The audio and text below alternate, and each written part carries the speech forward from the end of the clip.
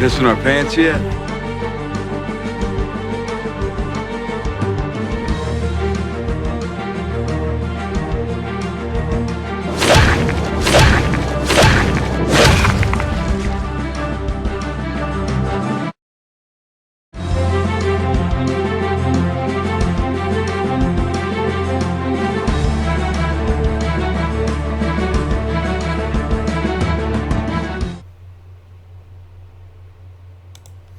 What's up, guys? How's it going? It's the Arid Lord. This is another Walking Dead Season 7 vlog. These will be coming to an end very shortly. I'm going to have to start calling them Walking Dead Season 8 vlogs, as after this Sunday, any vlogs I'll be making will be for the future of the series, which will be Season 8. So, yeah, I'm obviously super excited. Me and my friends, as you saw from the reaction yesterday, or I'm filming this Monday. I'm not sure when I'll upload it this week, but we absolutely loved episode 15. It was a great penultimate episode. Some great action sequences with the ocean side. I like how different communities were shown too. It was a very kind of, one after the other sequenced episode, and I thought it was very well edited and put together. It was really cool, and it got me. It was probably the best episode to get me excited for what's coming next week with the finale. Now, in this video, I do want to kind of go through some of my predictions and overall thoughts about this finale next week, because it's a 90-minute finale. I think it's like 85 or 90 minutes or something. It's up there, longer than usual. What obviously, I've said this a couple of times in some of my vlogs, but what I can expect from this is that Negan is going to approach the gates. I assume Sasha is probably going to die. If I had to pick death predictions for this episode, it seems like all of the indicators are pointing to Sasha dying.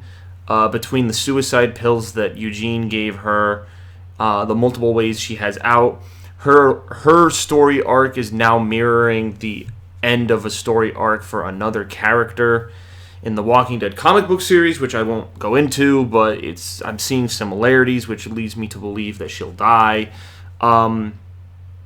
This is going to kind of remind me of Season 3 of The Walking Dead, when Andrea was killed at the end. Like, you kind of knew once she got captured in episode 15 she was going to die in the next episode. Because she had almost made it back to the prison, and then the governor tackled her and brought her all the way back. So you kind of knew that was going to happen. So same thing with this. She's imprisoned by Negan, and although Negan's a more understanding, kind of malevolent dictator with lots of power, and he likes to manipulate people instead of kill them, I still feel like I don't feel like any part of this is going to end well for Sasha. Okay? So she's pretty much dead, and I think she's dead. Her and Rosita, this Season 7 arc has been about them not redeeming, but trying to get vengeance for Abraham's death, and how they go about doing that.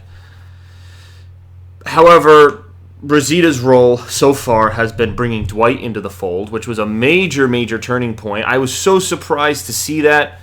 I was not... Well, actually, let me reiterate. I was not surprised to see Dwight show up. I thought they would wait and hold that off until the finale. At the end of episode 14, like I had been saying in my Q&A, I absolutely knew 100% that was Dwight, that the shadowy figure that was in the distance. I knew that was him. Duh. I said that 100 times. Now, some people disagree with me. Well, now you can only eat your words because it's been confirmed. So, pretty crazy that Dwight had this immediate turnaround. I'm going to be very interested to hear that, because I'm imagining the first part of this finale is going to be, as the previews indicate, Rick has his Colt Python pressed up against Dwight's head, and he's basically going to say, like, tell me why I shouldn't kill you. And I think he even says that in the preview. So this is going to be Dwight's opportunity to kind of tell the audience and explain to the characters why he can be trusted all of a sudden. And it's going to, obviously, I would have loved to have seen the interaction between Rosita and Dwight. Like, how did that occur, where Rosita saw him and then he just was like, truce, bring me back as a prisoner. Like, she obviously locked him up in the jail cell, so she wasn't taking any chances. But I'm interested to hear how this is going to go about, because Daryl and Dwight have the longest history of any of the characters in that room. I'm sure Dwight is not necessarily that surprised to see Daryl there. I'm sure he knew, because he knew Sherry freed Daryl. That's also going to be something interesting. Will Dwight tell him that it was his old wife who freed him? Because Daryl, I think, has been under the assumption that it was Jesus, because Jesus was there towards the end when Daryl was smashing Fat Joey's head in with that pipe. So I have to imagine that he still believes that, and I don't know what impact that would have, because, I mean, it was both Dwight and Sherry that kind of betrayed him simultaneously when he was trying to save them in the woods. Then they stole his bike and crossbow, and that was what led to the events where Sherry had to be Negan's wife, and Dwight had his face burned. So those circumstances stemmed from, if they had gone back to Alexandria with Daryl, I mean, I always ran through this possibility in my head. If they had, there's no indicator that Daryl would have found that oil truck, because that oil truck becomes very important. They store the RPG inside of it so that Daryl can use it to take out some of Negan's motorcycle bikers. What did Negan call them? Timmy and the Dick Brigade. that was what Negan called them. The guys that were in the end of episode 8 of season 6 and the beginning of the episode 9. And that interaction occurred because Daryl had his mode of transportation stolen, so he found that oil truck in search of finding some other form of transportation. I imagine they probably would have had to have looked for a larger vehicle anyway, because you can't fit Sasha, Abraham, Dwight, Sherry, and Daryl on one bike. So I imagine they would have had to have taken two modes of transportation. Now, it would have been interesting to see if, Timmy and the Dick Brigade, especially that guy Bud, who was the main talker of the whole group, if they recognized Dwight and Sherry, like how that interaction would have gone down. I think it would have probably ended differently. I don't know if someone else would have died or not sure, but it would have obviously not placed Rick in the scenario that he was in with the Savior. Sure, the Savior still had their ginormous army, but it was kind of Dwight that ignited the fire. It was what ignited Daryl to leave in the first place. Everyone was scattered from the beginning. Yes, Maggie still had the pregnancy thing that probably would have still got them fucked over, but circumstances would have definitely been different. Probably not too different, but I think obviously that's why we're seeing this, that it's better for Dwight to give the information now than later. So, anyway, not to get off track, I'm just speaking out loud as to how the interactions could have gone down, because now we're going to see his next character arc, and I don't know what information he could give them first, because I remember in the trailer he was talking about like information that he had or something. And then we cut to a scene of Simon and the Saviors, like kind of like doing what they did in last season finale when they were blocking the roads. They're like making roadblocks, cutting trees down, kind of that huge tree roadblock. Then they set it on fire, the same kind of thing. However, we know now that Rick's not obviously this is going to be a concentrated battle in one location. He's not driving around in the RV this time. Rick's just he's making a stand in Alexandria. You saw the junk pile group, they were all had their guns aimed and ready. They're ready now. I think they're more ready than they can ever be. So there's that. But yeah, I don't know what information Dwight could supply. I don't, other than telling them that he wants to turn. That's going to be interesting. And then, other than his conversation with Rick, I saw another piece of the trailer. You see Daryl slam Dwight up against the wall and is holding a knife to his face. So I'm sure Daryl is once again thinking to himself, should I kill this guy? Because the last time I let him live, I paid a pretty big price for it. So, he's probably thinking to himself, if he hadn't made some of those decisions, Glenn and Abraham might not have died. But that's like a huge guilt, and the way Dwight treated him, like he was like a dog, like taking care of him like some sort of pet. So it's gonna be hard to force. I don't know. It's gonna be hard to foresee something like that. Obviously, the finale is gonna give us some clarity, but the conversation between Daryl and Dwight's going to be very, very interesting, because these characters are just kind of two sides of the same coin, and Sherry says this in her note to Dwight in episode 11. So it's gonna be interesting to see a conversation where now, like, the threat of the Saviors in that moment is kind of lifted, so they can speak freely, because when they're in the presence of Negan, obviously Negan's pulling all the strings, and Dwight was, forced to do a certain role, and so on and so forth. So I'm interested to see how this conversation goes. I'm sure Daryl, I don't know how much Daryl's going to want to try to kill him. Obviously, Dwight's going to have to do something to prove himself so that they know 100%. Maybe, I don't know, maybe he has to give Daryl his old crossbow back. I mean, Daryl has 2 crossbows now.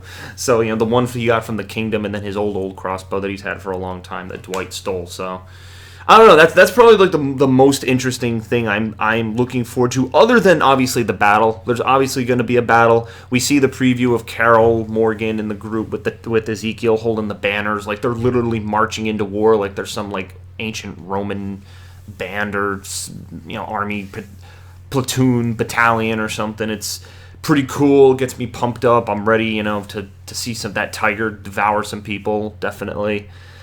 So I assume they're going to come in and save the day in some form. I don't know, and my friends and I have said about Jadis and the Junkyard group, will they betray Rick? I don't know. I don't have a reason to think they would, or a reason to think they would help Rick. I feel like they're very neutral, and they'll go with whoever they think's the winning side. Then there's also the possibility that they know the Saviors, because in the previous episode, Negan says a little birdie told him that Rick was up to no good, building an army. So maybe it was Jadis who told him, because I had said this, how has Negan not run into this Junkyard group? If his army is so widespread and knows all of these locations and people, the Junkyard group is the only group of the Hilltop, Oceanside, Kingdom, and Alexandria. All of those groups have had interactions and have been affected by the Saviors, except the Junkyard group. Supposedly, we might find out different information on that next week, but as far as I can tell, I'd have to imagine they've had interactions before, and I don't know. And there's really no explanation for how they got there. At least with the Oceanside, that all of their men were killed off by the Saviors, and that they've been hiding there so that they don't have to ever engage in conflict. We know their history to a greater degree, but we don't really know the Junkyards at all. We literally don't know the Junkyards. And the same thing goes with the Kingdom and the Hilltop. We know generally the brief history of those places. Gregory and Jesus helped make the place what it is. Ezekiel was the zookeeper, and he saved Shiva, and he was looked up as this king, prophet person, and led his people into this kind of utopian society by making this separate deal with the Savior. So the Junkyard group, they're keeping details away from us, and I'm interested to see how they intersect with the larger picture. It's going to be a fucking chaos battle if they turn on Rick, because they got a lot of guns. Rick's given them the carnival guns, and presumably will be giving them the ones they stole from the Oceanside. So they have a lot of firepower, so I don't know how this is going to go down. There's the scene where they're riding on motorcycles, and the giant... They actually drive into the Alexandria in a garbage truck. In the preview, it looks kind of goofy. I was like, wow, they are really the Garbage Pail Kids. It's what everyone's been joking that their name is. But so yeah, those are some of my predictions, some of my thoughts. There's obviously lots and lots of characters. What's Maggie's role gonna be? Is Jesus gonna do something behind enemy lines? I don't know. What will Negan's reaction be if he sees Daryl? Is that going to be the thing that makes him pissed off? And I don't know, man. It's going to be super hard. What's Dwight's? Because in the preview we see Dwight with Negan, so obviously he's still trying to convince Negan he's on his side, but he's with Rick's group now. Oh my god, it's so complicated. I don't want to go into too much. I might maybe split this into another vlog if I need to do more predictions. These are just some things off the top of my head. If you guys have ideas or just want to talk about different topics, let me know. I'm always welcome. I always welcome that kind of stuff. So for now, I guess I'll sign off. And, we can just look forward to this final episode. As I told you guys, this is the last one I'll be doing in college, because I'll be graduating in 2 months' time. So by the time Season 8 occurs, I'll be in different living circumstances and a whole bunch of different stuff. So still figuring all that stuff out on my end, but that's neither here nor there. Just wanted to mention that briefly. I mentioned that in the reaction video that we did last night. Well, Sunday night, whenever you're viewing this video. So, yeah, thank you guys for watching. Lots of stuff coming up. I'm really excited. This is going to be a killer episode. 85, 90 minutes. I think, yeah, it's like 86 minutes or something, I think was the official runtime I looked up. So, it's going to be big. It's going to be huge. If we're talking in Trump terms, huge. So, yeah, it's going to be huge. So, all right, guys. Peace out. Write your comments below.